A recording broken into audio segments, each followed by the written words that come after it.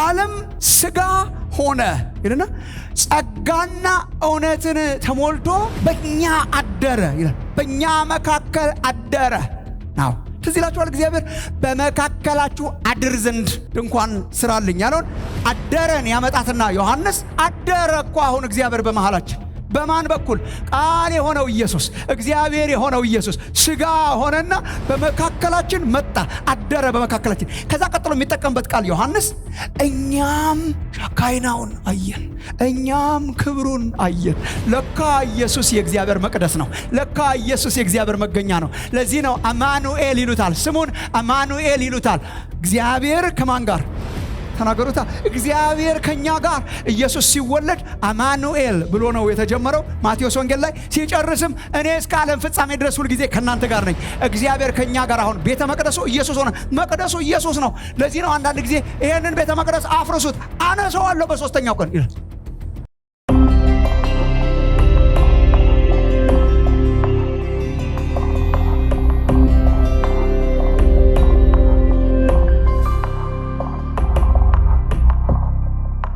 ዛሬ በጣም መሰረታዊ ሐሳብ ላካፍላችሁ ነው የማስበውና በአንድ በኩል በጣም የቀለሉ የሚመስሉና የዘለልናቸው ነገሮች ስላሉ መሰለኝ አንዳንድ ጊዜ ዋጋ የምንከፍለው በቤተ ክርስቲያን ውስጥ እና ፕሮባብሊ አብዛኞቻችን የምናውቀው በጣም መሰረታዊ የሆነ አስፈላጊ የሆነ ግን ትንሽ እየረሳ ነው የመጣን ነገር ስላለ እሱን ትንሽ ለማስታወስ ነው የመጣሁት።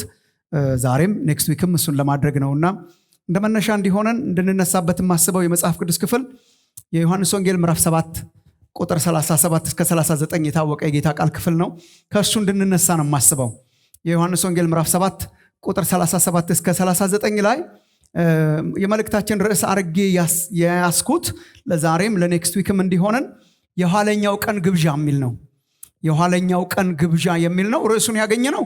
የኋለኛው ቀን የሚለው ሌላ ምንም እንትን የለውም። በኋለኛው ቀን ላይ ነው፣ በመጨረሻው ቀን ላይ ነው ጌታ ኢየሱስ ቆሞ የጋበዘው እና እሱን ግብዣ ለመጋበዝ እሱን ግብዣ እንደገና በልባችን ስለማነሳሳት ነው እና on the last day በአንድ በዓል ላይ ተገኝቶ በአንድ ድግስ ላይ ተገኝቶ ጌታ ኢየሱስ የመጨረሻው ቀን ላይ የጋበዘው ግብዣ በጣም ዘላለማዊ ግብዣ ነው። ለሁላችንም የሚሆን ግብዣ ነው። ለቤተ ክርስቲያኑ ለሚያምኑ የተደረገ ግብዣ ነው። ባይ ዘ ወይ በእርሱ ለሚያምኑ ይሄ ግብዣ በጣም ብዙ ጊዜ ለማያምኑ ሰዎች ይመስለናል። አክቹዋሊ ይሄን ግብዣ ጌታ ኢየሱስ የጋበዘው በእርሱ የሚያምኑ ሊቀበሉት ስላላቸው ስለ መንፈስ ቅዱስ ይሄን ተናገረ ይላል። ይሄ ግብዣ አክቹዋሊ በእርሱ የሚያምኑ በእርሱ ለማመን ለተዘጋጁ። ያን ጊዜ ጌታ ኢየሱስ ገና በመስቀል ስላልተሰቀለ መንፈስ ቅዱስ ገና አልወረደም ነበረ። ጌታ ስላልከበረ ኢየሱስ ገና ስላልከበረ መንፈስ አልወረደም ነበር ይላል።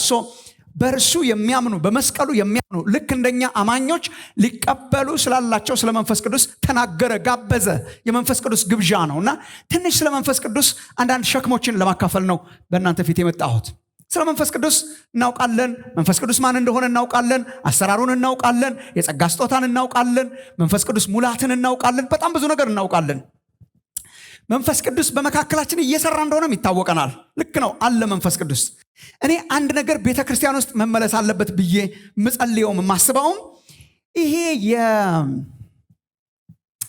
የግል ፕራክቲስ የግል ልምምድ ነው። አንዱ ምናልባት እየዘለል ነው ይሆን ወይ? አማኞች ያምናሉ፣ ጉባኤ ውስጥ ይገኛሉ፣ ጉባኤው የሞቀ ነው።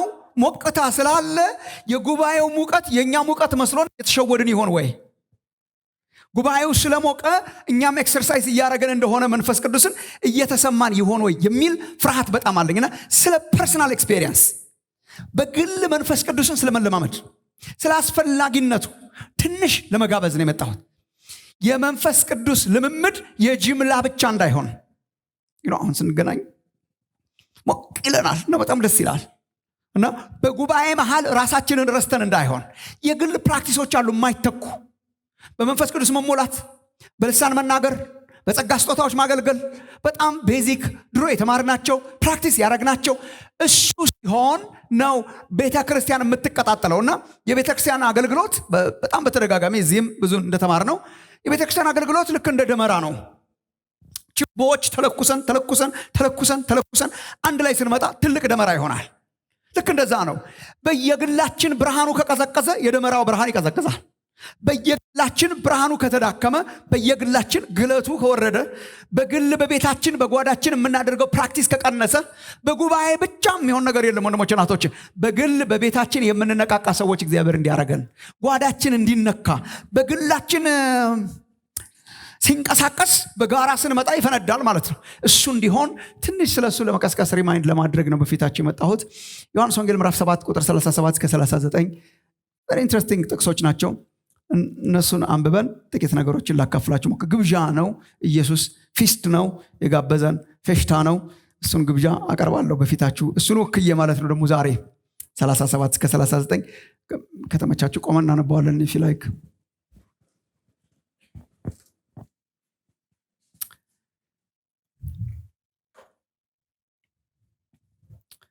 ዮሐንስ ወንጌል ምዕራፍ 7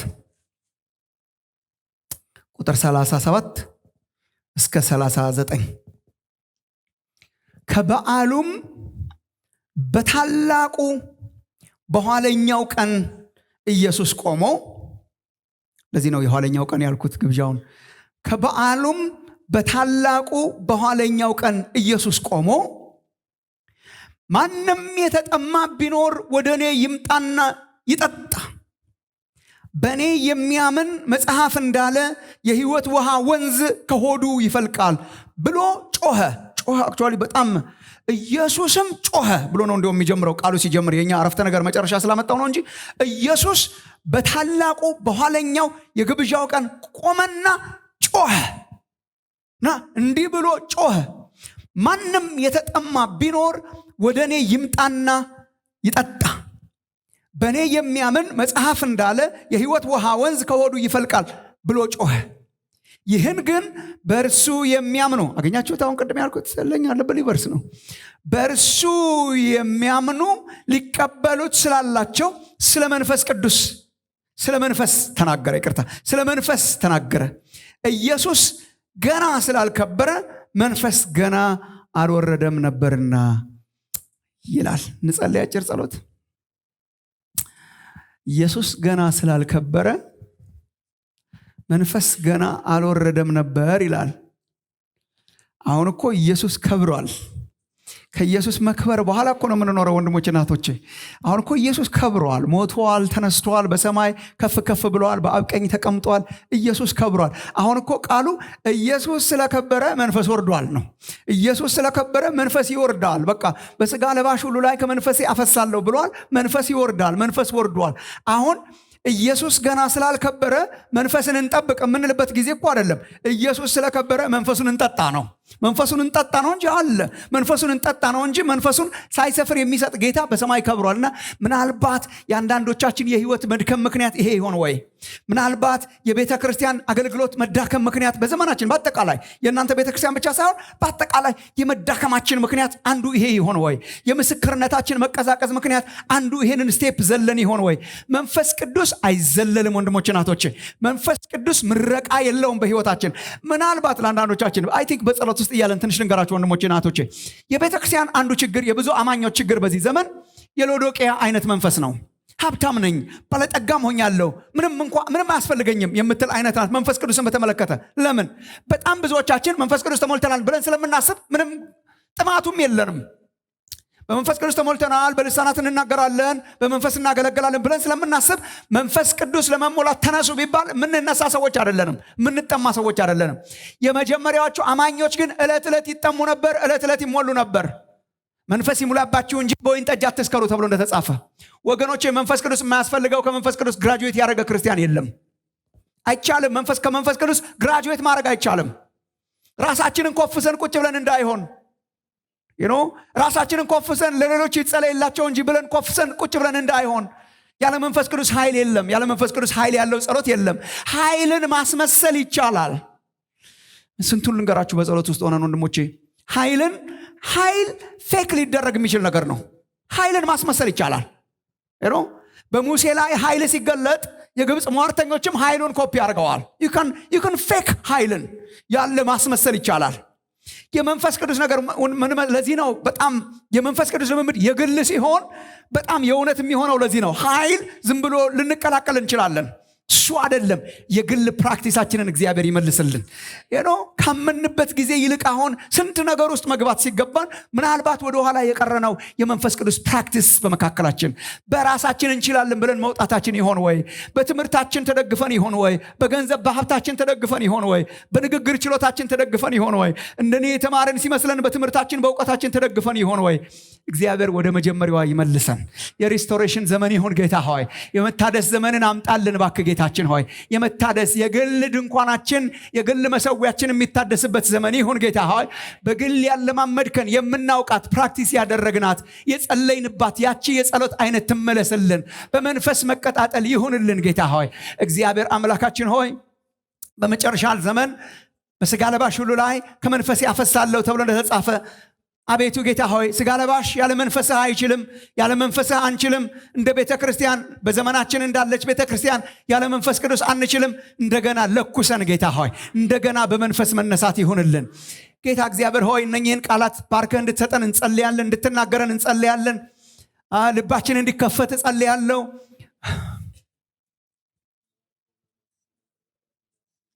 እንዲሁ ትኖሩ ይሆን እንደተመረቃችሁ የሚሰማችሁ? I have finished.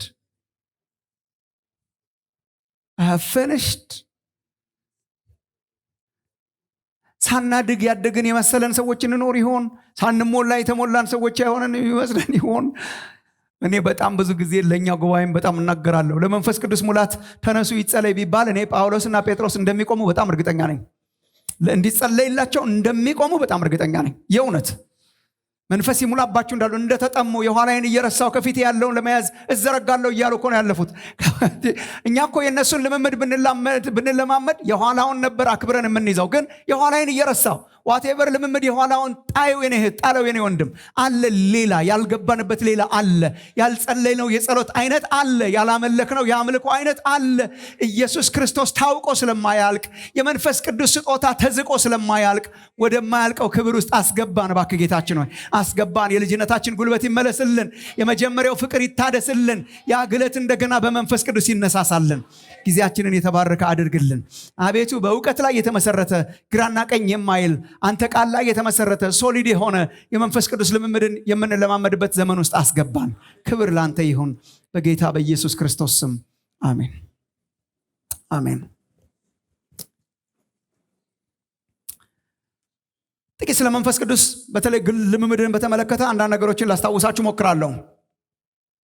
ይሄ ግብዣ የኋለኛው ቀን ግብዣ ትንሽ አትኩረን እንድናየው ስለ መንፈስ ቅዱስ ጌታ ኢየሱስ በግልጽ የተናገረበት አንዱ ክፍል ያስተማረበት ክፍል ይሄ ስለሆነ በቻልነው መጠን ተመልሰን እዚህ ለመምጣት እንሞክራለን።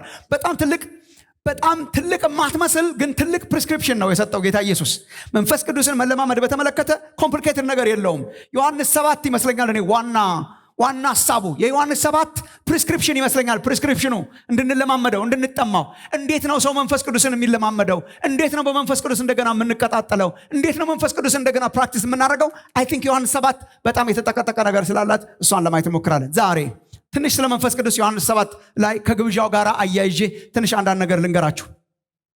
አይዶንም እንደሚሰማችሁ አንድ ኃይለኛ ድግስ ደግሳችሁ ኃይለኛ ድግስ በቃ ፌሽታ ማለት ነው። ግቢው ሞልቶ ሰው እየበላ እየጠጣ በቃ ጢም ብሎ ማለት ነው። የተትረፈረፈ ነገር ተትረፈረፈ ነው የሚበላው የሚጠጣው ተትረፍርፎ ቴብሉ ሙሉ ሆኖ ሰው የሚችለውን ዝቁ አንስቶ በልቶ ጢም ብሎ በቃ ኧረ እባካችሁ ይጨመር እየተባለ አልፈልግም በቃኝ ጥግብ ያለው ብሎ በበቃኝ ሸኝታችሁ ይበቃኛል አስብላችሁ አንድ ሰውዬ በመሃል ቆሞ ማንም የራበው ቢኖር ቢል ማንም የተራበ ቢኖር ይምጣ አሁን እኔ አበላለሁ ቢል እብደት ይመስላል፣ ንቀትም ይመስላል፣ ያለፈውን ንቆት ይመስላል። ጢም ባለ ድግስ ላይ ጢም ባለ ፌሽታ ላይ በሚፈስ ነገር ላይ በተትረፈረፈ ነገር ላይ ቆሞ ሰው መጋበዝ ምን ይባላል? አንድ ነገር እኮ እያላችሁ ነው። ያ ሰው እስካሁን የበላችሁት የጠጣችሁት አላረካችሁም ነው። ይሄ የውሸት ነው። እኔ ነኝ ማረካችሁ ነው። እና እስካሁን በልታችኋል ግን አልጠገባችሁም፣ እና ጠጥታችኋል ግን አልረካችሁም። እኮ ደንበኛ መልእክት ናት፣ ለጋባዥ እኮ መልእክት ናት። እና ደግሰ አብልተ አጣጣተ አስደስተ አክብረ በጣም ተመናለ በበቃኝ ብለ ከዛ ተነስቶ ኑ መብላት የምትፈልጉ ቢል ልክ አልበላችሁም ነው። ኤግዛክትሊ ኢየሱስ ያደረገው እሱን ነው። በኃይለኛ ድግስ ላይ ተገኝቶ ያውም የ7 ቀን ድግስ የሰባት ቀን ክብረ በዓል፣ አስደናቂ የፌሽታ ክብረ በዓል ነው። በዓሉ ታላቅ በዓል ነው። ትንሽ ስለ በዓሉ ላውራችሁ። መጀመሪያ ድግሱ ብላችሁ ልትይዙ ትችላላችሁ። ይሄ ኃይለኛ ድግስ ነው። ህዝብ በዓመት አንድ ጊዜ የሚሰባሰብበት ድግስ ነው እና አስደናቂ በዓል ነው እና በደንብ እያስተዋልን ለማየት እንድንሞክር የዳስ በዓል ይባላል። ከአይሁድ በዓላት መካከል አንዱ በዓል ይሄ በዓል ነው። የዳስ በዓል ነው። የዳስ በዓል ልክ እንደ ስሙ ነው። በጣም ትልቅ በዓል ነው። ለ7 ቀናት የሚከበር በዓል ነው። ትልቅ ድግስ ነው። በእስራኤል ታሪክ ውስጥ ከአይሁድ ታላላቅ በዓላት መካከል አንዱ ነው። ትልቅ በዓል ልክ እንደ ፋሲካ ማለት ነው። እንደ ታላላቅ በዓሎቻቸው መካከል ትልቁ በዓል የዳስ በዓል ነው። የሚያደርጉት ዳስን ለማክበር ነው። የዳስ ህይወታቸውን ለማክበር ነው። ካስታወሳችሁ ለ430 ዓመታት በግብፅ ባርነት ውስጥ ነበር እስራኤል። 430 ዓመታት በግብፅ ባርነት ውስጥ ነበሩ። እግዚአብሔር ከግብፅ አወጣቸውና በሚያስደንቅ ሁኔታ ባህሩን ከፍሎ አሻገራቸውና 40 ዓመታትን በምድረ በዳ መራቸው። 40 ዓመታትን በምድረ በዳ ሲመራቸው እግዚአብሔር ተሸክሞ ነው ያደረሳቸው። ግን የሚኖሩት የነበረው በዳስ ነበር፣ በቴንት ነበር። ማለት መኖሪያ ቦታ አልነበራቸውም። ዳሷ ትነቀላለች፣ ትሄዳለች። ደመናው ሲንቀሳቀስ ይንቀሳቀሳሉ፣ ትነቀላለች ዳሷ። የእግዚአብሔር ቤት ራሱ መገናኛ ድንኳን ነበር የሚባለው። ካስታወሳችሁ ቤተ መቅደስ የገነቡት ሲደርሱ ነው። ቤተ መቅደስ የተገነባው ሲደርሱ ነው፣ ኢየሩሳሌም ከተማ። እስከዚያ ድረስ ግን እግዚአብሔር ራሱ ለሙሴ ያለው በመካከላችሁ አድር ዘንድ ምን ስራልኝ አለው። ትዝ ይላችሁ እንደሆነ ስትናገሩ በጣም ደስ ይለኛል። ድንኳን ስራልኝ እንዳለው ትዝ ይላችኋል። ድንኳን ስራልኝ አለው። ቤተ መቅደሱን ስራልኝ አይደለም። ገና የሚታነጽ ቤተ መቅደስ ገና ነው። እቺ ተንቀሳቃሽ ናት፣ ድንኳን ናት። የእግዚአብሔር ማደሪያው ታቦት፣ የእግዚአብሔር መገኛውም እሱም በድንኳን ነበር። ህዝቡም የሚኖረው በድንኳን ነበር። የምድረ በዳው ህይወት የድንኳንና የዳስ ህይወት ነበርና 40 ዓመታትን እግዚአብሔር በዳስ ውስጥ ሆነ መራቸው ነውና የኖሩት በዳስ ነውና ይህንን ዳስ ህይወታቸውን እንዲያስታውሱ እግዚአብሔርን ለማመስገን አሁን ተደላድለው በህይወት ሲኖሩ አሁን በተደላደለ ኑሮ ሲኖሩ ብቻ ሳይሆን እግዚአብሔር በዳሷ ዘመን አብሯቸው እንደነበረ ለማሰብ በየዓመቱ ሰው ሁሉ ከቤቱ እየወጣ በዳስ ድንኳን አሁንም ድረስ ይከበራል። ድንኳን ሰርተው በድንኳኖቻቸው ከነቤተሰቦቻቸው ይሆናሉ። አንዳንዶቹ በቤቶቻቸው ባልከኒ ላይ፣ አንዳንዶቻቸው ከቤት ውጭ በመንገዶች ላይ ሆነው በዳስ ውስጥ ይኖራሉ። ምን ለማስታወስ? የእግዚአብሔር ታማኝነት ለማስታወስ፣ እግዚአብሔር እንዴት አድርገው በምድረ በዳ እንደመራቸው ለማስታወስ የሚከበር በዓል ነው። በዓሉን ደንግጎ እግዚአብሔር የሰጣቸው በዘሌዋውያን ምዕራፍ 23 ላይ ነው። በደንብ ለመያዝ እንዲመቻችሁ this is the background። ዘሌዋውያን ምዕራፍ 23 ቁጥር 42 እና 43 ልታዩ ትችላላችሁ። ዘሌዋውያን ምዕራፍ 23 ቁጥር 42 እና 43 ላይ እግዚአብሔር ምን አለ? 7 ቀን በዳሶች ውስጥ ትቀመጣላችሁ አለ። ሲደርሱ ማለት ነው። 7 ቀን በዳሶች ውስጥ ትቀመጣላችሁ። ከግብፅ ምድር ባወጣኋችሁ ጊዜ የእስራኤልን ልጆች በዳስ ውስጥ እንዳስቀመጥኳቸው የልጅ ልጆቻችሁ ያውቁ ዘንድ በእስራኤል ያሉት የሀገር ልጆች ሁሉ በዳስ ውስጥ ይቀመጡ፣ እኔ እግዚአብሔር አምላካችሁ ነኝ። የሚገርም ነው። እና ነፃ ከወጣችሁ በኋላ ከገባችሁ በኋላ አገራችሁ ከገባችሁ በኋላ በዓመት አንድ ጊዜ 7 ቀናትን በድንኳኖች ተቀመጡ፣ ልጆቻችሁ ራሱ ያውቃሉ ይላል። በምድረ በዳ እግዚአብሔር እንደመራቸው እንዲነገረው። እኔ በጣም በነገራችን ላይ እግዚአብሔር የትውልድ አምላክ ነው። በጣም ይገርመኛል። የእስራኤልን ታሪክ ሳነብ he makes sure ትውልዱ ማወቁን። እኛ አሁን ምንም አይጨንቀንም። እኛ ምንም ብዙ ይጨንቃችሁ እንደሆን እንጃ። የሚቀጥለው ትውልድ ጌታን ያከብር ይሆን የሚል ሸክም ኖሯችሁ ያውቃል? የእውነት እኛ እኮ በቃ እኮ እናንተ እንኳን ደህና ናችሁ ሳያችሁ መሄዳችን እኮ አይቀርም። እና next generation እንደኛ ቫይብራንት ሆኖ ጌታን ያከብር ይሆን? ዛሬ ዕብራውያን ምዕራፍ 11ን ከአንድ እህት ጋር ስናሰላስል የሙሴን እምነት አየንና ከሙሴ እምነት በፊት የወላጆቹ እምነት አለ። ዛሬ ነው በጣም ያስተዋልኩት። ሙሴ ወላጆቹ ያማረ ሕፃን መሆኑን አይተው ደበቁት ይላል። ሪስክ ወስደው ገና እኮ እንደተወለደ ነው። ያማረ ሕፃን የሚለው ምን አይነት ቆንጅዬ ሳይሆን የተለየ አይነት ሕፃን ማለት ነው። ይሄ ልጅ የተለየ ነገር እንዳለው አውቀው ደበቁት፣ ሸሸጉት። ግን አመኑ ማለት ነው። ከእምነት እኔ እንደውም የእምነት እናት ብዬ ነው እዛ ውስጥ ማስገባት። ከእምነት አባቶች መካከል እናቱ ያለችበት ሸሸገች ማለት ነው። በእምነት ነው የሸሸገችው። ይሄ ልጅ ውስጥ ሌላ ነገር አለ፣ ታምር አለ ብላ ሸሸገችው ማለት ነው። እሱ በጣም ያስገርማል። የእናትየው እምነት በጣም ያስገርማል። የወላጆቹ እምነት በጣም ያስገርማል። የወላጆቹ እምነት ግን የሚገርመኝ ሙሴ ካደገ በኋላ ብሎ ስለሚቀጥል ነው። ልብ ብላችኋል? ሙሴ እዛ ቁጥር ላይ ሙሴ ካደገ በኋላ በግብፅ ከሚገኝ ትልቅ ሀብት ይልቅ ከእግዚአብሔር ሕዝብ ጋር መከራ እንቀበላለሁ ብሎ በእምነት መረጠ ማለት ነው። ያ እምነት እናትና አባት ላይ የቀረ እምነት ሳይሆን የተጋባ እምነት ነው። እግዚአብሔር እሷን ያርግልን። እና በጣም እግዚአብሔር ሁልጊዜ ተአምር ሲሰራ በእስራኤል መካከል እሱን ይናገራል። የሚቀጥለው ትውልድ ኔክስት ጄኔሬሽን እንዲያውቅ። ትዝ ይላችሁ እንደሆነ ዮርዳኖስን ሲከፍለው እኮ 12 ድንጋዮች አስቀምጡ ብሎ። ለምንድን ነው እነኝን 12 ድንጋዮች የምንከምረው? ልጆቻችሁ ሲጠይቋችሁ ትነግሯቸዋላችሁ። ይህን ባህር እግዚአብሔር ከፍሎታል እያላችሁ ማለት እና በዳስ ውስጥ መኖራቸውም ሲግኒፊካንስ እሱ ነው። ለልጆቻችሁ ትነግራላችሁ በምድረ በዳ እግዚአብሔር እንዴት እንደመራ፣ በዳስ ውስጥ እንዴት እንዳስቀመጣቸው። እግዚአብሔር ቤት ሲሰሩ ያኖር አምላክ ብቻ ሳይሆን በምድረ በዳም የተሸከመ አምላክ እንደሆነ ልጆቻቸው እንዲያውቁ፣ የልጅ ልጆቻቸው እንዲያውቁ፣ የእግዚአብሔርን ታማኝነት እንዲያውቁ 7 ቀናት የሚከበር አስደናቂ ድግስ ነው። በዳስ ውስጥ በመኖር የሚደረግ የደስታ ድግስ ነው። ባይዘው ይሄ የዳስ በዓል የደስታ ነው፣ የፌሽታ ነው፣ እግዚአብሔርን የሚያመሰግኑበት ነው። ይሄ በጣም ብዙ ቁዘማ የሌለው ነው፣ ደስታ ነው። ኢትስ ኖት ላይክ ይሄ በጣም ቁዝም ያለ አይደለም፣ የደስታ በዓል ነው። የእግዚአብሔርን ትድግና፣ እግዚአብሔር እንዴት አድርጎ እንደታደጋቸው፣ እግዚአብሔር እንዴት አድርጎ እንደመራቸው እያሰቡ እግዚአብሔርን የሚያመሰግኑበት፣ በዳስ ውስጥ ቁጭ ብለው እግዚአብሔርን የሚያመሰግኑበት በዓል ነው። 7 ቀን ግልጽ ነው፣ በየዓመቱ ማለት ነው። አሁን ድረስ የኋለኛው ቀን የቱ ነው የሚል ክርክር አለ። ታላቁና የኋለኛው ቀን የሚባለው 7ኛው ቀን አይደለም። 7ቱ ቀን ካለቀ በኋላ 1/8ኛ ቀን ይጨምራሉ። ከዳስ በዓል የሆነ ተጨማሪ ነው። ዩኒክ ቀን ስለሆነ እግዚአብሔርን የደነገገው አነብላችኋለሁ። እግዚአብሔር ስለደነገገው ከበዓሉም ለየት ያለ ነው። የዳስ በዓል ነው፣ ግን የበዓሉ ካለቀ በኋላ 7ቱ ቀን ከተፈጸመ በኋላ ከዳሶቻቸው ከወጡ በኋላ 8ኛው ቀን መዝጊያው ማለት ነው። 8ኛው ቀን ታላቁና የኋለኛው ቀን ይባላል። እሱ ነው 8ኛው ታላቁ ነው። ከቀናቱ ሁሉ በጣም ታላቁ ቀን ነው እና የመጨረሻ ቀን ነው። ላንብብላችሁ ከየት እንደተገኘ ዘሌዋውያን 23 ቁጥር 36። አሁንም ዘሌዋውያን 23 ቁጥር 36 ላይ ለዚህ ነው 8ኛ ቀን አለ ብዬ የማስበው። ዘሌዋውያን 23 36 ላይ 7 ቀን ለእግዚአብሔር የእሳት ቁርባንን አቅርቡ ይላል።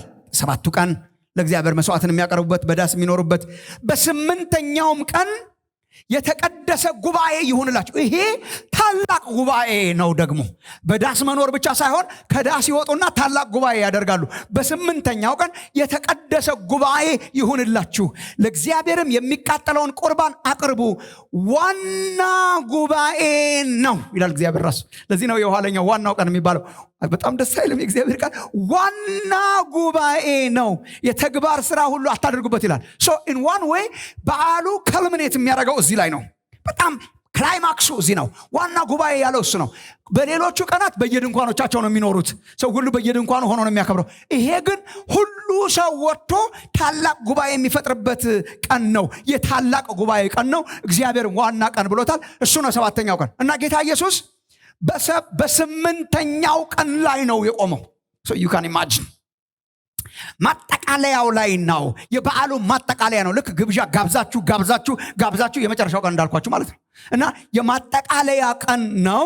ባይ ዘ ዌይ በዚህ ዕለት ይሄ 8ኛ ቀን ዋናው ቀን ከሚካሄዱ ስርዓቶች መካከል አንዱ የውሃ ማፍሰስ ስርዓት ነው። ውሃን እየቀዱ በመሰዊያው ላይ የሚያፈሱበት ቀን ነው። ውሃን ያፈሳሉ። ከሴልሆም አካባቢ እየቀዱ እያመጡ ካህናቱ 7 ቀናትም ይደረጋል። 7 ቀን ሲቀዳ የኖረው ውሃ በዚህ በቤተ መቅደሱ በመሰዊያው አካባቢ የውሃ ማፍሰስ ስርዓት ይካሄዳል። ውሃ ይፈሳል ቀኑን ሙሉ፣ ይረሰርሳል መሬቱ ቀኑን ሙሉ እና የተቀዳው ውሃ መሰዊያው ላይ ይፈሳል። ዘካርያስ ምዕራፍ 14 ማንበብ ትችላላችሁ ባክግራውንድ ማግኘት ከፈለጋችሁ። ሕዝቅኤል 47 ላይ እኔ ያነብላችኋለሁ። መሰረቱን በጣም እንድናቅ ማለት ነው። ማለት ውሃ የሚፈስበት የፌሽታ ቀን ነው፣ የደስታ ቀን ነው፣ የውሃ መረስረስ ቀን ነው እና ያፈሳሉ ውሃን እያመጡ። ለምንድን ነው የውሃ ማፍሰስ ስርዓት የሚያደርጉት? ይሄ ነው ዋናው። ትንሽ አቴንሽን እንትን ማድረግ ያለባችሁ። ውሃ ማፍሰስ ስርዓት ለምንድን ነው የሚካሄድ? ዝም ብሎ ውሃ ለማፍሰስና መሰዊያውን አካባቢ ለማረስረስ አይደለም። ሲግኒፊካንስ አለው። ሁለት ነገሮች አሉት የውሃ ማፍሰሱ ስርዓት። ወደ ኋላም ያሳያል፣ ወደፊትም ያሳያል። እሱን ላሳያችሁ ትንሽ። ወደ ኋላም የሚያሳየው ነገር አለ፣ ወደፊትም የሚያሳየው ነገር አለ። ወደ ኋላ የሚያስታውሳቸው ነገር አለ፣ ወደፊት የሚያሳያቸው ነገር አለ። ወደ ኋላ ምን ያስታውሳቸዋል? የውሃ ማፍሰስ ስርዓቱ ወደ ኋላ ተመልሰው እግዚአብሔር አምላክ ሕዝቡን በምድረ በዳ አጠጣ የሚለውን ለማክበር ነው። አይገርማችሁም? 40 ዓመት በምድረ በዳ ነው የመራቸው። ብዙ ጊዜ የእግዚአብሔር ቃል አንብባችሁ እንደሆነ ኤርሚያስ ላይ ሌሎችም ትንቢቶች ላይ ውሃ በሌለበት ምድረ በዳ እያለ ነው የሚነግራቸው እግዚአብሔር። አገርም እግዚአብሔር ውሃ በሌለበት ምድረ በዳ ውሃቸው እሱ ነበር።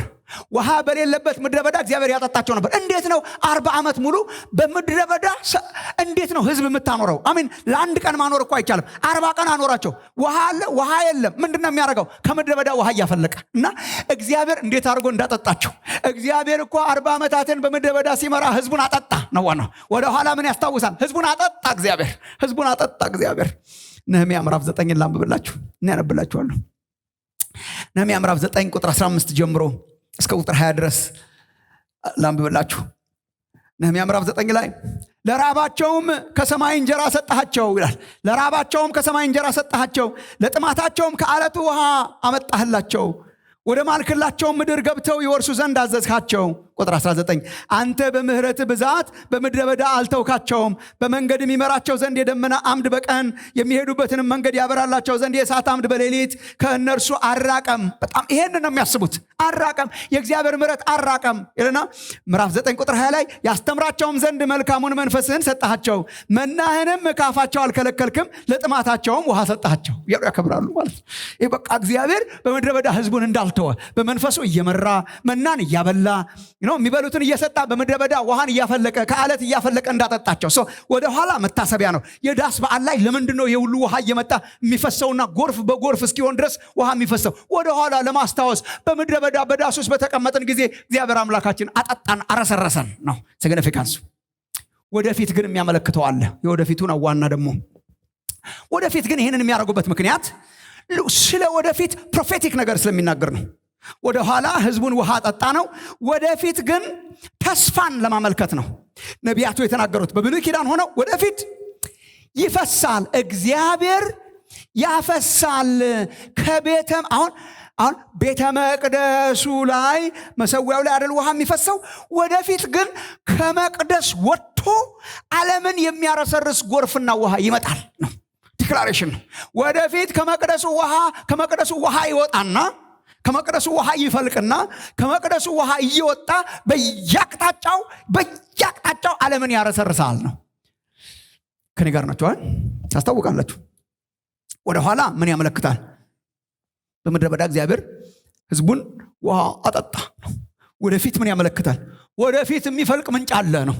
ወደፊት ከመቅደሱ እየወጣ የሚያረሰርስ ምንጭ አለ ነው። በየአቅጣጫው እየሄደ ከዚህ መቅደስ ላይ ወጥቶ በየአቅጣጫው እየሄደ የሚያረሰርስ ውሃ ይፈልቃል ነው።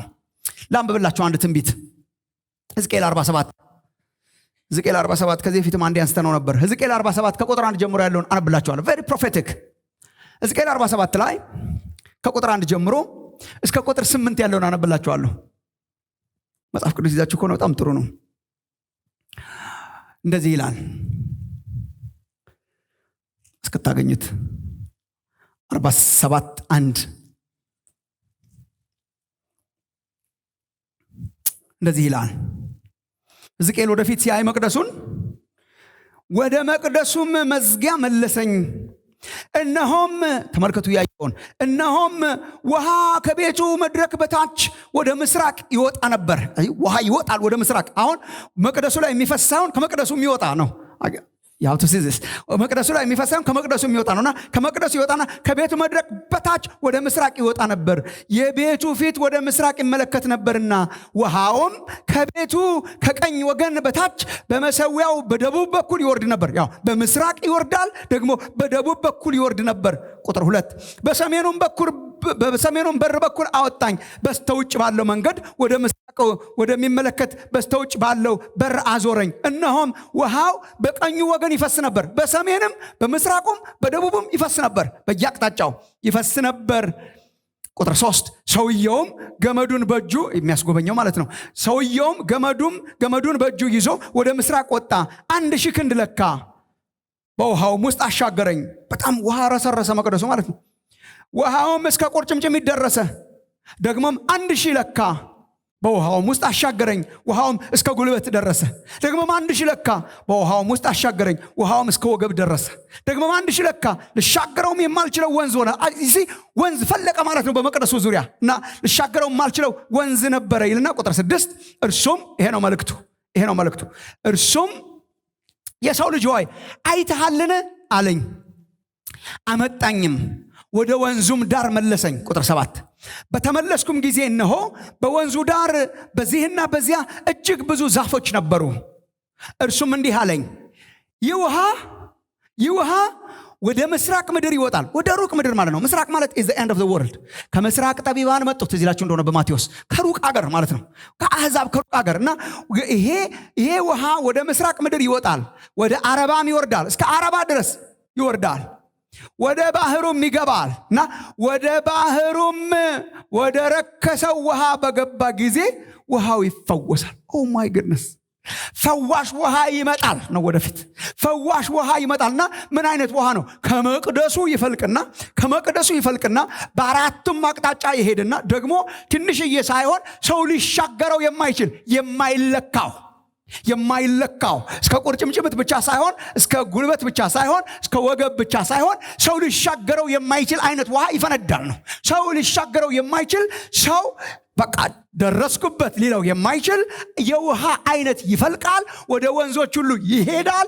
ዜን በደረሰበት ቦታ ያሉ ወንዞችን በሙሉ ይፈውሳል። የሚፈውስ ፈዋሽ ውሃ ከመቅደሱ ይወጣል። ያ ዘመን ይመጣል ብለው ይጠብቃሉ ማለት ነው። ነቢያቱ ተናግረዋል። እሱን ይጠብቃሉ።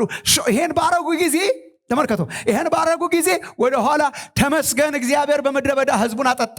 ወደፊት እግዚአብሔር ደግሞ ከዚህ መቅደስ ውስጥ የሚወጣ ውሃ ደግሞ ያፈልቃል። ዘካርያስ ምዕራፍ 14 ቁጥር 8 ዘካርያስ ምዕራፍ 14 ቁጥር 8 በዚያ ቀን የህይወት ውሃ ከኢየሩሳሌም ይወጣል።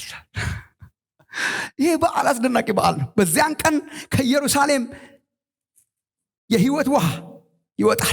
እኩሌታው ወደ ምስራቁ በር፣ እኩሌታው ወደ ምዕራቡ በር ይሄዳል። ይህ በበጋና በክረምት ይሆናል። ምን አይነት ውሃ ሊመጣ ነው? አንድ በበጋና በክረምት የማይቋረጥ ውሃ ይመጣል። የሚፈልቀው ከመቅደሱ ነው። ደግሞ በየአቅጣጫው ይሄዳል። በሄደበት ቦታ ሁሉ ይፈውሳል። ከኢየሩሳሌም ይወጣና ይፈውሳል። ማቆሚያ የሌለው ምንጩ የማይደርቅ በበጋና በክረምት የሚወጣ የውሃ አይነት ይፈልቃል። በሄደበት ቦታ ሁሉ ያረሰርሳል፣ ያተርፋል። ይሄ ነው ፕሮፌቲካሊ የሚጠብቁት። በዓሉ የትኛው በዓል ነበር? የዳስ በዓል። የኋለኛው ቀን የትኛው ነበረ? ኢየሱስ የተናገረበት የውሃ ማፍሰስ የሚካሄድበት በዓል። የውሃ ማፍሰስ ምን ያመለክት ነበር? ወደ ኋላ እግዚአብሔር አጠጣን ነው። ወደፊት ዓለምን ሁሉ የሚፈውስ ትርፍ ውሃ ከኢየሩሳሌም ፈልቆ ያረሰርሳል። ያቺ በምድረ በዳ እግዚአብሔር ይመራት የነበረች ኢየሩሳሌም አሁን ደግሞ ከእርሷ የሚወጣ ውሃ ዓለምን ሁሉ ያረሰርሳል። አሁን ይሄን በቃ እንደገና መድገም አለብን። ምክንያቱም ፈርስት ቨርስ መጀመሪያ ያነበብነው የሚለው ኢየሱስም በበዓሉ በኋለኛው በታላቁ በኋለኛው ቀን፣ እስካሁን ያወራሁት ይሄ ነው። በበዓሉ የትኛው በዓል መናገር አለባችሁ? የዳስ በዓል። በዓሉ የዳስ በዓል። ኋለኛው ቀን ደግሞ ታላቁና ኋለኛው ቀን የትኛው ቀን? ስምንተኛው ቀን። ስምንተኛው ቀን ምን የሚደረግበት ቀን? ውሃ የሚፈስበት ቀን እና ውሃ የሚፈስበት ምክንያት እሱን ባዩ ቁጥር ወደ ኋላ ምንን ያስባሉ? በምድረ በዳ እግዚአብሔር አጠጣን ብለው ያመሰግናሉ። ወደፊት ደግሞ ፕሮፌቲካሊ አንድ ቀን ያያሉ። እቺ የምናፈስባት ደግሞ ኢየሩሳሌም አንድ ቀን ከእርሷ ደግሞ ከመቅደሱ ውሃ ይፈልቅና ምን ያደርጋል? ዓለምን ሁሉ ምን ያደርጋል? ያረሰርሳል። የማይቋረጥ ውሃ ደግሞ ይፈልቃል ከመቅደሱ። እችን ቀን ነው ጌታ ኢየሱስ የተጠቀመባት። ደረሰ ማለት ነው ያ ቀን።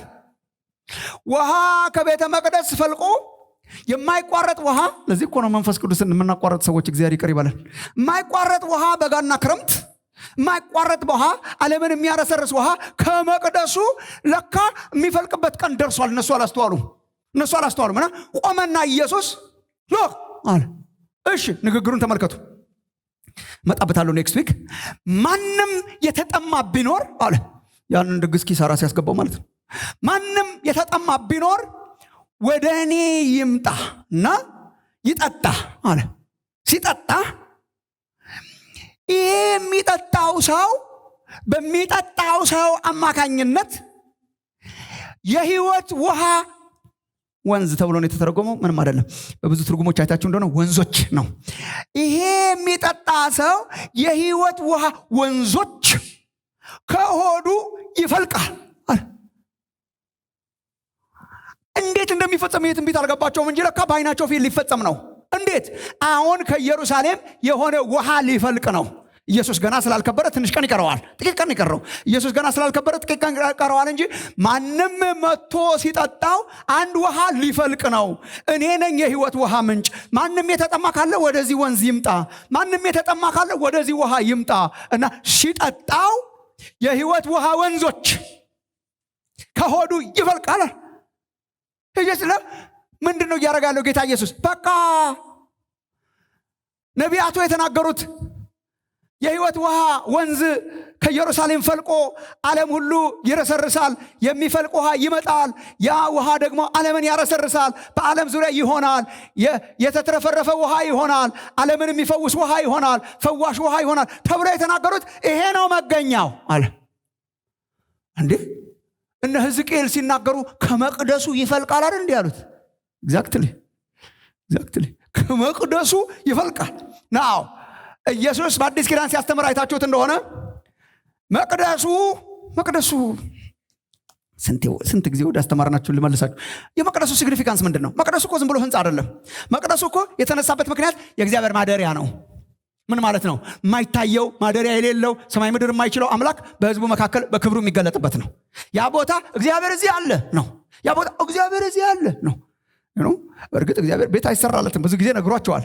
እግዚአብሔር 4 በ4ም 40 በ40ም 400 በ400ም አይችለውም። እግዚአብሔር አይሰራ። ግን እግዚአብሔር አከበረ ህዝቡን ራሱን ምን አርጎ እንበለው ሚኒማይዝ አርጎ በቃ እግዚአብሔር አከበረ። በቃ በመካከላቸው ይገኛሉ። ድንኳን ስር እንዴት እግዚአብሔር በድንኳን ይገኛል? አከበረ ህዝቡን። በቃ ድንኳን ስሩልኝና በዚያ ድንኳን ውስጥ እኔ እኖራለሁ አለ። ሻካይና ይሉት ነበር። ግሎሪ ሻካይናው ክብሩ በዚያ ድንኳን ውስጥ ይኖራልና ማን አናፕሮቸብል ነበር? በኃጢአት ምክንያት አናፕሮቸብል ነበር እና ግን እግዚአብሔር እዚህ አለ ነው። ክብር ነው መግለጫቸው ቃል። ብዙ ጊዜ ተናግሬዋለሁ። ክብር ነው ሻካይና ስትጠገው ሻካይና አለ እግዚአብሔር ነው።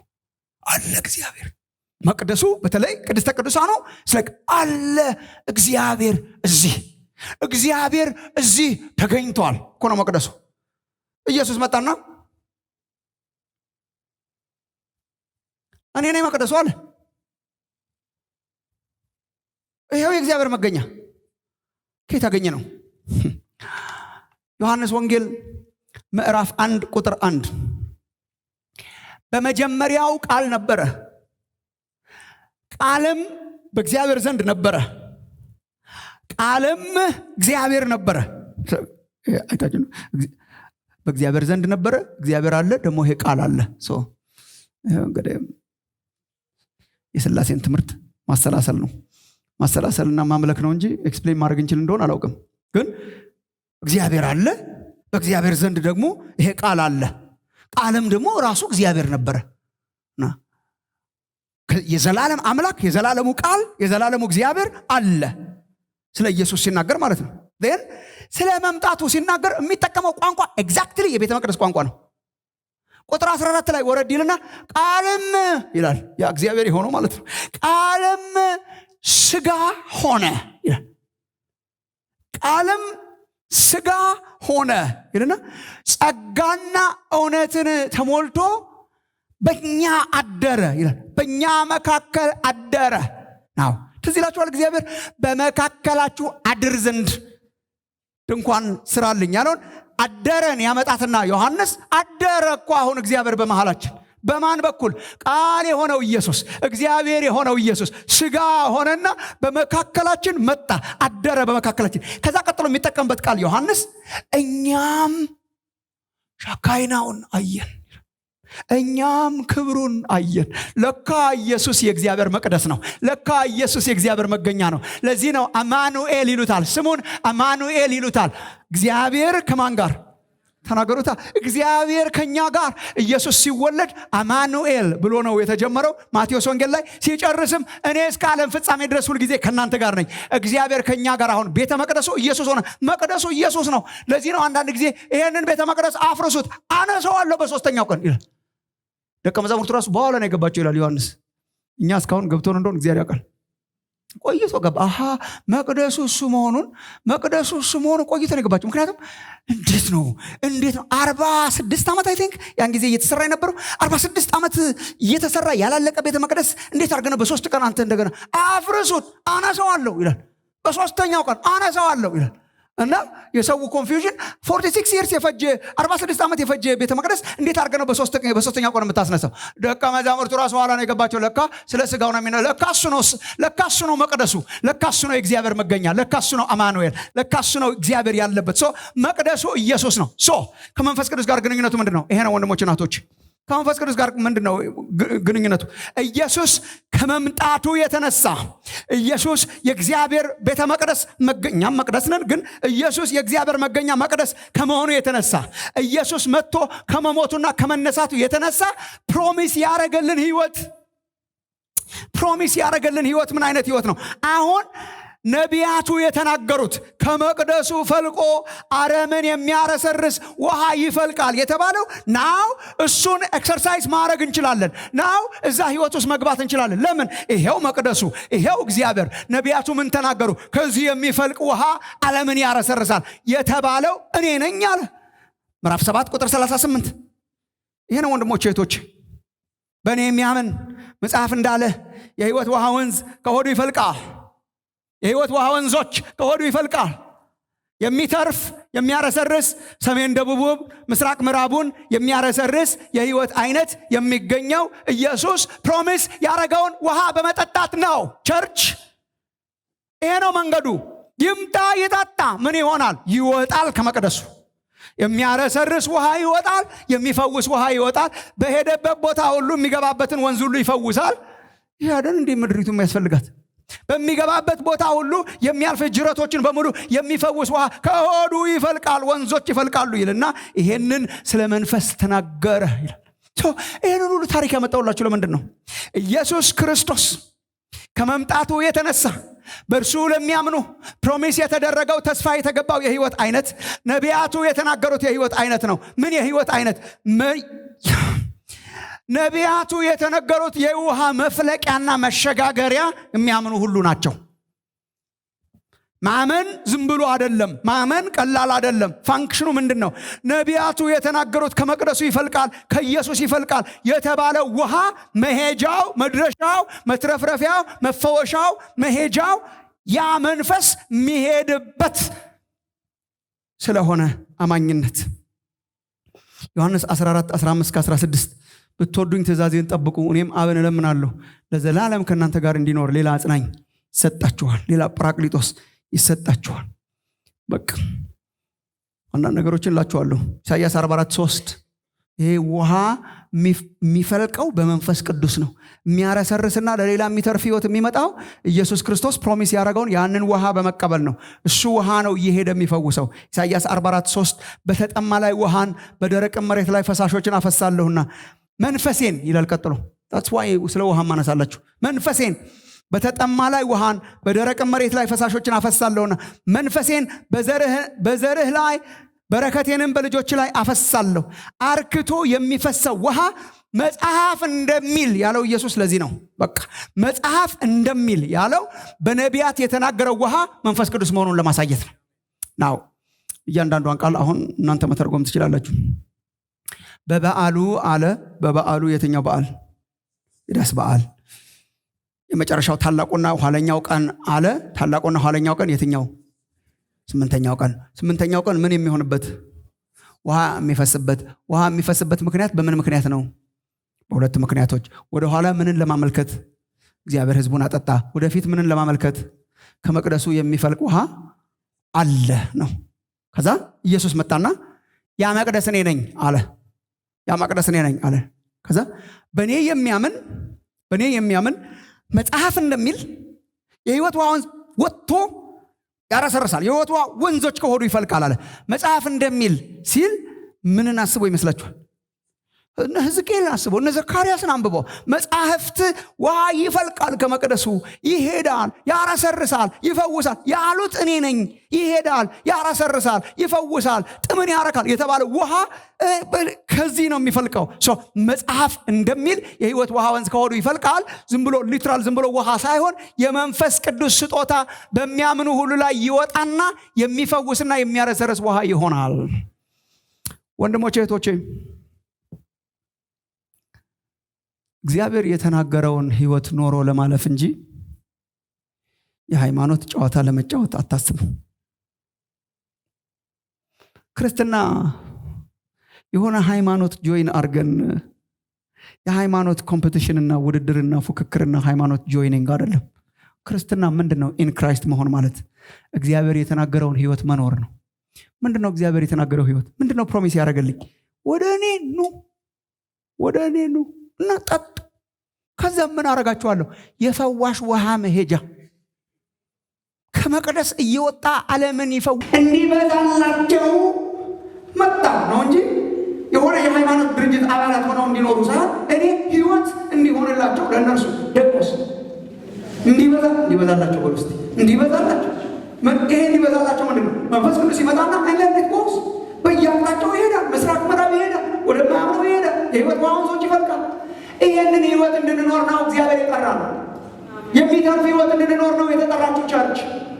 የሚተርፍ ህይወት እንዲኖሩ ነው ክርስቲያኖች የተጠሩት። አባንደንት የሆነ የምናገለግልበት፣ የምንተርፍበት፣ የምንመሰክርበት መዓት የሚፈወስ ወንዝ ያለባት ምድር ውስጥ እኮ ነው የምንኖረው።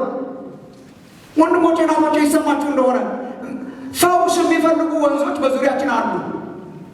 ይሄ በጣም ትልቅ ችግር ነው። ዋናው ችግር ግን ከመቅደሱ እየወጣ አይደለም ህይወት። እግዚአብሔር የሚፈነዳበት ዘመን ያድርግልን። በጣም ቆሻሻ ውሃ ምድሪቱን ሞልታታል። ቆሻሻ ውሃ ቅድስናን ስታይ ቆሻሻ ውሃ፣ ኢሞራሊቲ የሞላባት ውሃ፣ ግሳንግስ እየመጣበት ያለበት ወንዝ ምድሪቷን ሞልቷታል። የጥላቻ መርዝ የሞላበት ወንዝ ዙሪያችን ይሄዳል። እኛ ምናያለን፣ በቲቪ ይነግሩናል፣ በሚዲያ ይነግሩናል፣ እናየዋለን። ወንዙ ሲፈስ እኮ እናየዋለን። ግን አንድ ቀን አስባችሁ ተቀላችሁ እግዚአብሔር አምላኬ ይውጣ ከመቅደሱ ውሃ የሚገባበትን ወንዝ ሁሉ ይፈውስ። ለዚህ ነው የጠራን እግዚአብሔር። የታመመ ወንዝ ሲያገኝ የሚፈወሰው በዚህ ነው። ቸርች ዝም ብሎ በወንዞች መካከል እየኖረች ይሸታል በጣም እያለች እንድትኖር ሳይሆን አረ ውሃ ይፍለቅና ወደ እነኚህ ወንዞች ይግባ። በእግዚአብሔር በመጨረሻው ዘመን አረገዋለሁ ያለው ከመቅደሱ እየወጣ የሚገባበትን ወንዝ ሁሉ የሚፈውስ ውሃ ከመቅደሱ ይወጣል የተባለው ለዚህ ነው የተጠራ ነው። እግዚአብሔር መነሳት ያድርግላችሁ ወገኖች። መንፈስ ቅዱስ በቤተ ክርስቲያን ሲሰራ፣ መንፈስ ቅዱስ በአማኞች ሕይወቱ ሲሰራ ምንድን ነው የሚሆነው? ውሃውን ይዘው ስለሚሄዱ ይሄ ውሃ በገባበት ቦታ ሁሉ ወንዞችን ሲቀላቀል ወንዞቹ ይፈወሳሉ። እግዚአብሔር ያድርግልን። በጣም መንፈስ ቅዱስ ሲመጣ ነው የሚያደርገው። ሐዋርያት ሥራ ናት ነው ያረግ ሊሆን ኢየሱስ እንዲያውም ሊሄድ ሲል ደቀ መዛሙርቱን በተመለከተ ስጋቱ ያለዚህ ውሃ እንዳይወጡ ነው። ይቻላል ማለት ነው። አንደርስታንዲንጋቸውን ፖለቲካል ነበር። መንግስት መጣ ብለው መንግስት መጣ፣ የእስራኤል መንግስት በመሲሁ አማካኝነት አመጣዋለሁ ያለው መንግስት መጣ። ደግሞ ከሞት ተነስተዋል፣ ታምር ሆነዋል። ይሄማ በቃ ኃይለኛው መንግስት ነው፣ ሮማን ገለባብጦ የሚጥለው ነው። የካቢኔ አባላት ሳንሆን አንቀርም ብለው አስበዋል። ዓለምን ለመገለባበጥ የአይሁድ ተራ ነው ምናምን ብለው አስበዋል። እና ሬዲ በቃ ሬዲ በቃ ተነሳ። እስቲ ቼክና ቼክ አረው ሬዲ ትቆ እና የኢየሱስ እንኳን ስራ ካልዳውን ከኢየሩሳሌም እንዳትወጡ ወገኖች። ብቻችንን ከወጣን እኛ ብቻችንን ነው። የሚፈውስ ውሃ የለም፣ የሚፈውስ ውሃ የለም። እና ይህን የሚፈውስ ውሃ ሳይይዙ ከናናቸው አምነዋል እኮ ጌታን ተቀብለዋል። ባይዘው አምነዋል፣ ጌታን ተቀብለዋል፣ ድነዋል። አሁን ቢሞት ጴጥሮስ መንግስተ ሰማይ ነው የሚገባው። እንኳን እሱ ያ ወንጀለኛ እንኳን ገብቷል። እሱ እንኳን ዋናው ጥያቄ እሱ እኮ ትችላላችሁ። በቃ እሱ በሆነ ፍላጎታችሁ እግዚአብሔር ሰጥቷችሁ እሱ ነው ፍላጎታችሁ። በቃ በሕይወት መጽሐፍ ላይ መጽሐፍ ብቻ ትልቅ ነው በጣም ማናናቂያ አይደለም። ከሳት ማምለጥ ብቻ እዚህ ስንኖር ስታዲያ ይሄ ከሆነ በነገራችን ላይ በሕይወት መጽሐፍ ላይ ተመዝግቦ ከሳት ማምለጥ ከሆነ የዳንን ቀን ነው ሊወስደን የሚያስፈልገው። እግዚአብሔር ትራንስፖርት አለ። ምን እንሰራለን ታዲያ? እዚህ ለምንድን ያቆየን እግዚአብሔር? ይህ በጣም ትልቅ ጥያቄ ነው። የዳንን ጊዜ ለምንድን ያልወሰደን አለው ማለት ነው። እግዚአብሔር ሊያረሰረሰው የሚፈልገው ወንዝ አለው። ውሃ ይፈሳል ማለት ነው። ከመቅደስ እየወጣ ውሃ ይፈሳል፣ ፈዋሽ የሆነ ውሃ ይወጣል ማለት ነው። እኔ ቆዩ እንዳትወጡ ብቻ ፓርቲ ሆነው እንዳይቀሩ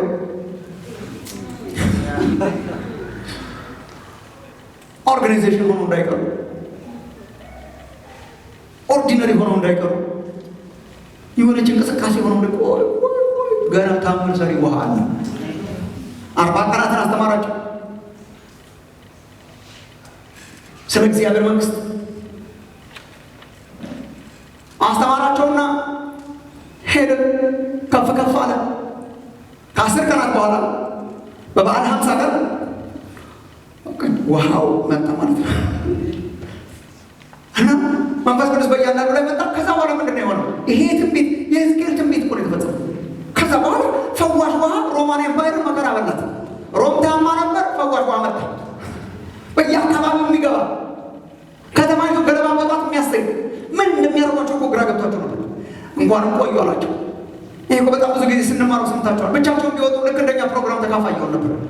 እየተደበቀ እየመጣ ጴጥሮስ ዛ አንድ ወታደሮች እያደረጉ እንደዛ ነበር። ላይ ፈርቶ የሚንቀጠቀጥ ሰው እንኳን ሰው ተናግሮ ሊያሳምን ፈርቶ የሚንቀጠቀጥ 3 ጊዜ ትክዳለህ ተብሎ 3ቷንም ጥጥት ያደረገ ፈሪ ድንጉጥ ቤት ዘግቶ የተቀመጠ ኢቨን ኢየሱስ ተነስቶ ቤት ዘግቶ የተቀመጠ ሰላም ለእናንተ ይሁን ብሎ ፈልጓቸው ቤት ዘግቶ የተቀመጠ መናገር የማይችሉ ኤሊኩዌንት ያልሆኑ ያልተማሩ የገሊላ ሰዎች ባህር ያልተሻገሩ ዓለም አቀፍ አጀንዳ የሰጣቸው እኮ ባህር ያልተሻገሩ ሰዎች ነው። ባይዘው አንድ ሰው ከገሊላ ነው ሲባል እንደው ለማነጻጸር አሁን የኛ ጊዜ አይመችም እንጂ የት ነው ገሊላ ተባለ። ኢየሱስ ገሊላ ኖሮ የመጣው ለዚህ ነው። ከኢየሩሳሌም ቢወጣ ኖሮ የሚጠበቅ ነው። ቤተልሔም አካባቢ ኖሮ አድጎ ቢወጣ እኮ የሚጠበቅ ነው። ይህ ሰው እኮ አመጣጡ በጣም ያገረመው ገሊላ ኖሮ ነው። የገሊላው ኢየሱስ ነው። ገሊላ ማለት የሆነ አቀራቀር ኖርዘርን ኢዝራኤል ነው። ኋላ ቀር ከገሊላ ደግሞ ናዝሬት ደግሞ የባሰባት ናት። የናዝሬቱ ኢየሱስ ደግሞ መባሉ በጣም ያስገርም ማለት ምንም እኮ የሰበሰባቸው የገሊላ የመንደር ልጆች ናቸው። የኢየሩሳሌም ሊቃውንት አይደሉም። የኢየሩሳሌም ሊቃውንት የካህናት ዘርዛ የመንደር ልጆችን ሰብስቦ አሳሳታም ሰብስቦ ዓለምን ገለብጣለች። ሌላ ተማምኖ መሆን አለበት። እነኝን ተማምኖ ሊሆን አይችልም። መናገር የማይችሉ ያልተማሩ መግባባት የማይችሉ ካሳ በላይ ሌላ ነገር ማያውቁ ሲያስረዳቸው ራሱ ያሳ ቋንቋ እየተጠቀመ ነው ያስረዳቸው። እኔን ብትከተል ምናምን ጌታ የማስተማር ችሎታ በጣም ያስገርመኛል። እኔን ብትከተል ዓለም አቀፍ ወንጌላዊ ያደርጋቸዋለሁ ቢል አይገባቸው። ምን መሰላቸው ማድረጋቸው ያ ሰው አጥማጅ ያደርጋቸዋለሁ እያለ እንደዚህ ነበር የሚገባቸው። እንደዚህ እስከዚህ ድረስ መውረድ አለብን እንዲገባቸው። ትልልቅ ቴዎሎጂያንስ አልነበሩ፣ ትልልቅ ሚሲዮሎጂስቶች አልነበሩ። እነሱ ይዞ እኮ ነው ኢየሱስ ይወጣው። እነሱ እኮ ናቸው የገለባበጡት። ወርሃብን ያ ሁሉ ፈውስ፣ ያ ሁሉ ተአምራት፣ ያ ሁሉ ድንቅ፣ ያ ሁሉ የወንጌል ስብከት፣ ያ ሁሉ ድፍረት፣ ያ ሁሉ ቦልድነስ ኢየሱስን የሰቀለ ጉባኤ እኮ ነው ፊት ለፊት የተጋፈጠው ጴጥሮስ። ጌታውን በቀደም የሰቀለ ጉባኤ እናንተ የሰቀላችሁትን ኢየሱስን እግዚአብሔር ከሙታን አስነስቶታል፣ እግዚአብሔር ከፍ ከፍ አድርጎታል፣ መዳን በእርሱ ብቻ ነው የሚገኘው እያለ የተጋፈጡት ምን አግኝቷቸው ነው? ያ የህይወት ውሃ አግኝቷቸው ነው። የሚፈውሰው ውሃ አግኝቷቸው ነው። ለሌላ ሰው የሚያደርገው ውሃ፣ ነቢያት የተናገሩለት ውሃ፣ ነቢያት የተነበዩለት ውሃ፣ ያ ምንጭ የሚፈልቅበት ዘመን ይሆን ወንድሞቼ እህቶቼ። አባቶች የተናገሩለት ትንቢት አንተ ምንጭ ወይ ፍለጥ የሚሉት ለዚህ ነው። አባቶች የተናገሩለት ምንጭ ይፈልቃል የተባለው ምንጭ ፈልቆ ነው። በቃ አይችልም ነበር። እንዴት ነው የተትረፈረፈው ጴጥሮስ? እንዴት ነው 3000 ሰው በአንድ ጊዜ ያጠመቀው ጴጥሮስ? እንዴ መጣያ ውሃው በሄደበት ቦታ ሁሉ የሚፈውሰው ውሃ፣ ሌሎችን የምንነካው ውሃው ሲመጣ ነው። ውሃው ሲፈልቅ ነው። ውሃው ከህይወታችን ሲወጣ ነው። የህይወት ውሃ ወንዞች ሲፈልቁልን ነው። መጽሐፍ የተናገረው ውሃ ከህይወታችን ሲወጣ ነው። ሽኩር ወንድሞቼ እህቶቼ፣ ቴሪቶሪ እኮ በአንድ ጊዜ ነው እየጣሱ የሄዱት። መሄድ አሜን። ገጠር ከተማውን ማለት ነው። ገጠር ከተማው የገለባበጡት ያን ጊዜ የነበረውን ፖለቲካል ሲስተም አናቱን ብለው ማለት ነው። ኢየሱስ ጌታ ነው እያሉ ቦልድሊ ማለት ነው። ኢየሩሳሌም፣ ይሁዳ፣ ሰማሪያ ሄዶ አሁን አንድ ፊልጶስ የሚባል ስሙን ራሱ አናስታውሰው ብትፈልጉት 9 ውስጥ ሳይኖር አይቀርም። 3ቱን አሁን እናስታውሳቸዋለን። ተራራ ላይ ይዟቸው ስለሄደ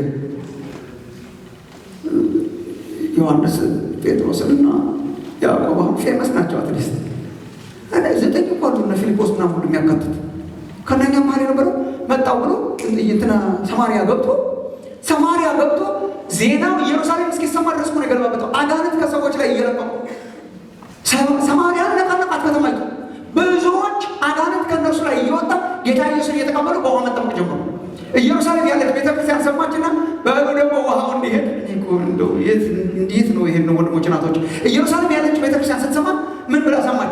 ኧረ ዮሐንስ ሄዶ ማነው ፊልጶስ ሄዶ ሰማርያ አምናለች በውሃ እያጠመቀ በሉ ደግሞ ወዲያው በለጋነታቸው ማለት ነው መንፈስ ቅዱስን እንዲቀበሉ ጴጥሮስንና ዮሐንስን ትልልቆቹን ሐዋርያት ላኩባቸው። እጅ እየጫኑ ደግሞ መንፈስ ቅዱስ እንዲሞሉ ውሃው እንዲቀጥል። ውሃው ቀጠለ፣ ፈውሱ ቀጠለ። ዘሎ ሰረገላው ላይ ወጥቶ ኢትዮጵያዊ ጃንደረባውን በመንፈስ ነው መንፈስ ወሰደውና ሰረገላው ላይ ከሰረገላው ደግሞ ወስዶ ወደ አዛጦን ይህንን እኮ ያደረገው ወንድሞች እናቶች፣ ሃይማኖትን ኖራችሁ ለማለት ከፈለጋችሁ ይሄ መልእክት አይመለከታችሁ። እግዚአብሔር በሕይወቴ ሰርቶ ፈዋሽ ወንዝ ፈልቆ ምድሪቷን የሚፈውስ ነገር እንዲወጣ ፈልጋለሁ ካላችሁ መንፈስ ቅዱስ ነው መልሱ። ሆሊ ስፒሪት ነው መልሱ። ይፈልቃል የተባለው ወንዝ የሚያፈልቀው መንፈስ ቅዱስ ነው። ያለ እርሱ አንችልም ነው ወንድሞች እናቶች፣ ያለ እርሱ አንችልም። ለዚህ ነው ቅዱስ መጽሐፍ በኤፌሶን ምዕራፍ 5 ቁጥር 8 ላይ መንፈስ ይሙላባችሁ እንጂ በወይን ጠጅ አትስከሩ። መስከራችሁ፣ መሙላታችሁ፣ መሞላታችሁ በወይን ጠጅ አይሁን፣ በመንፈስ ቅዱስ ይሁን። በመንፈስ ቅዱስ ይሁን። እኔ ኤፌሶን 5 መንፈስ ይሙላባችሁ እንጂ በወይን ጠጅ አትስከሩ ዘመኑን ዋጁ ከሚለው አጠገብ መሆኑ ያስገርመኛል። ሁሌ አይቻልም ማለት ነው ያለ መንፈስ ቅዱስ ዘመኑን ዋጁ ብሎ መንፈስ ይሙላባችሁ። ዘመን መዋጀት ፔፐር በማቅረብ ብቻ አይገኝም። ዘመኑን እንዴት አድርገን እንዋጅ? 6 ነጥብ ይዘህ ቁጭ ትላለህ። በጣም የምርምርና የሊቃውንት ዘመን ብቻ ስንሆን እኮ ደስ አይልም። ዘመኑን ለመለወጥ የሚያስፈልጉን ምናምን እያልን ሪሰርች እንስራ። ሪሰርች ማን ኢምፕሊመንት ሊያደርግ ይችላል? አልችልም። ኢምፕሊመንት የሚያደርገው እኮ መንፈስ ቅዱስ ይመጣል። በመንፈስ ቅዱስ ስንሞላ፣ በመንፈስ ቅዱስ ስንረሰርስ፣ በመንፈስ ቅዱስ ስንከታተል ግን ይሄ ውሃ በገባበት ቦታ ሁሉ ወንዞችን ይፈውሳል። መንፈስ ቅዱስ ነው ለፈውስ የሚያደርገን። መንፈስ ቅዱስ ነው የሰዎች ሕይወት እንዲረሰርስ የሚያደርገው። ከመቅደሱ የሚወጣው ውሃን የተባለው ያ መንፈስ ስለሆነ በእናንተ አማካኝነት የሚወጣበት ዘመን እግዚአብሔር ያድርግላችሁ።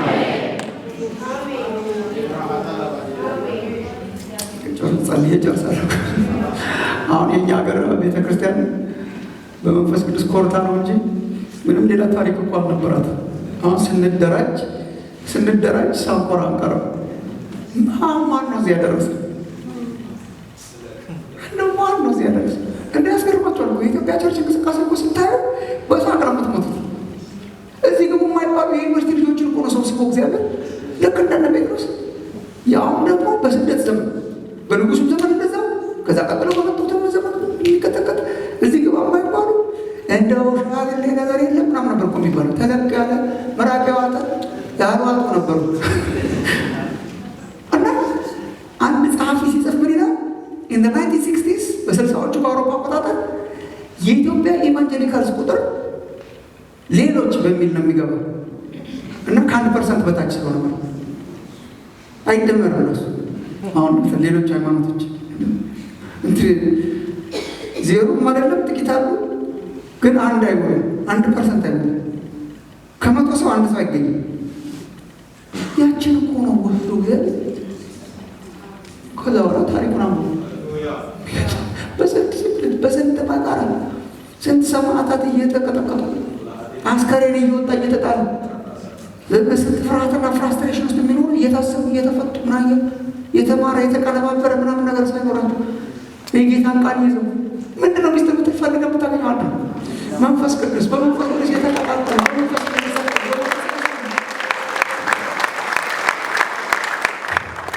እኛ እኮ ትንሽ ደርሰንበታል።